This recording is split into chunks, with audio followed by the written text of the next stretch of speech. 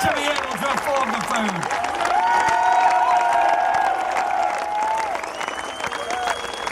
And so I was very proud to lead our election campaign this summer. And the commentariat wrote us off. The broadsheet newspapers wrote us off. Most of the media wrote us off and said, well, put up a manifesto like that. Nobody's ever going to vote for anything like that. As if people like the idea that there is poverty, injustice, inequality, underfunded schools, underfunded hospitals, low pay in work, increasing disinvestment, as if people want that. No, we went out there. We went out there with a message of something very different. Under Labour, austerity would end. Under Labour, we would invest in the future. Under Labour, we would respect and bring communities together, not drive them apart. And so, what we unlocked in the campaign was not just the excitement of youth. It wasn't just the concerns of older people. It was this fundamental unease that a society can go on in this direction with poverty and inequality alongside rising, very rapidly rising, huge levels of individual wealth for a very small number of people. So what we were doing was saying there would be real security for older people, would be real security for older people through a national care service where they need it. All those with special needs or disabilities would get it. They wouldn't be penalised because they had dementia. We also offered hope to younger people that they're not going to be poorer than their parents' generation, and their children won't be poorer than them. They're fed up with the story of the cascading of poverty from one generation to another, while the world becomes infinitely richer and the grotesque levels of wealth of the super rich gets greater and greater. Nobody's happy with that if they really think about it. And so we got that support because we were offering something very, very different. And I want to thank everybody that worked so hard in our campaign. Those that knocked on doors to identify votes, those that mobilised people to register to vote, and almost 2 million registered to vote before the election date was called or the cut-off date took place. Those that campaigned in public rallies and meetings and events, and those that campaigned on social media, so that the conversation changed. The conversation changed into one about what you could do in a society, not what you couldn't or were not allowed or not able to do. We raised the whole question of real solidarity and what it means. But you know something? The Tories went into this election thinking it was going to be a walk in the park, and it became a walk in the dark and a nightmare for them by the end of it. But you know what? I'm not sure they've actually learnt very many lessons from it. I'm really not sure about that at all.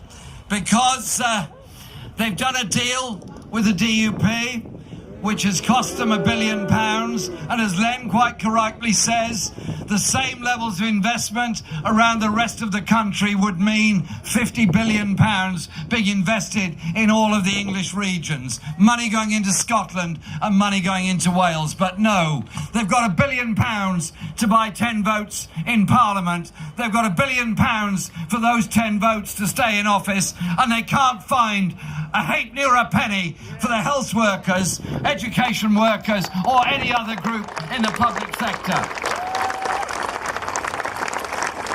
And you know what? Their contempt for people standing up against injustice knows no bounds. There's debate in Parliament the other day on the WASPy women who've been so brutally treated by the state pension system and so suffering as a result of it. And there was this debate in which many Labour colleagues put forward very strong and very good arguments about why there's a special deal needed for the WASPI women. And do you know what the Tory MP, Tory minister replying said?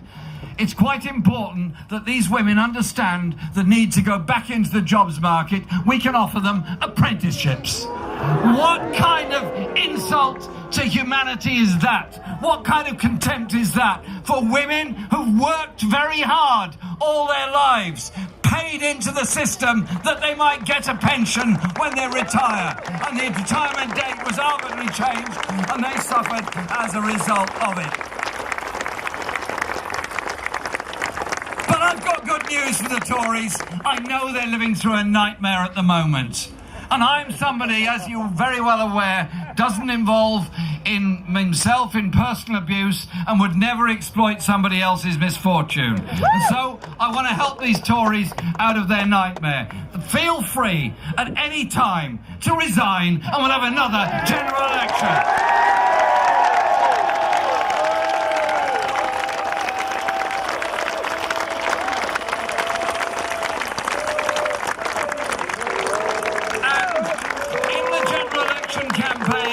That's just been concluded, the Labour vote went up by 3 million, the biggest increase in the Labour vote at any time since before I was born. Indeed, the biggest since 1945. And that didn't happen because of the kindness of the press barons. It happened because of the decency and generosity of ordinary people all across this country who saw the need to do things differently and better. And so our campaign will be out there all this summer.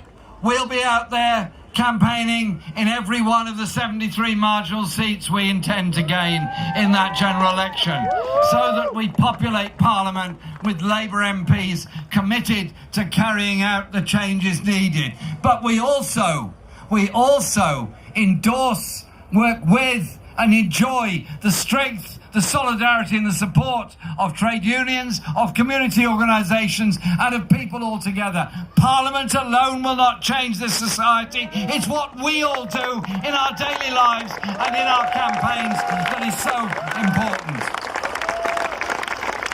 I want to say a particular welcome to the new MPs that have been elected for the North East region in the general election. I'm joined on the platform here by at least 20 colleagues from the Parliamentary Labour Party, and of those that have been re-elected, all of them with vastly increased majorities, I say welcome back and well done. One person I really want to welcome back because he's such a dear friend and such an inspiration to all of us is my great friend Dennis Skinner.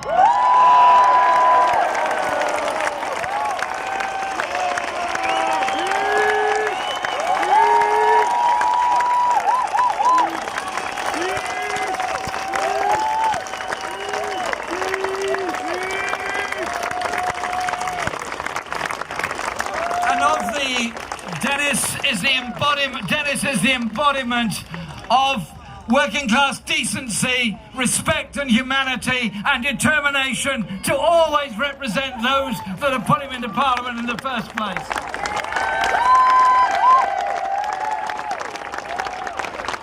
Newly elected MPs for the region: Liz Twist in Blaydon, Laura Pidcock,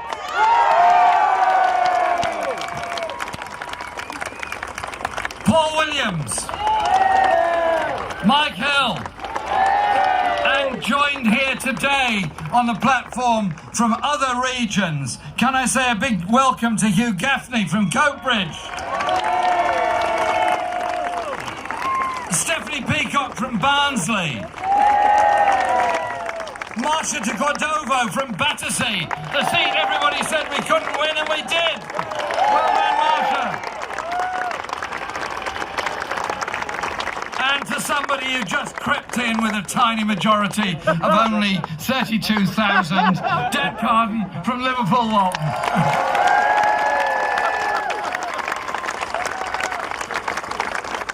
I want to pay tribute and acknowledge John Cummings, who died earlier this year, former Labour MP and miner, great friend, great supporter of the mining community. Always remember those that have gone before, and remember the pain their families go through for years and years afterwards. That's what makes us strong and together as a community. And I want to say a particular thank you to all of those that helped with the organisation of the general election campaign in so many ways, both at local and national level. Two people played, to me, a particularly crucial role in that, and that was Andrew Gwynn and Ian Lavery in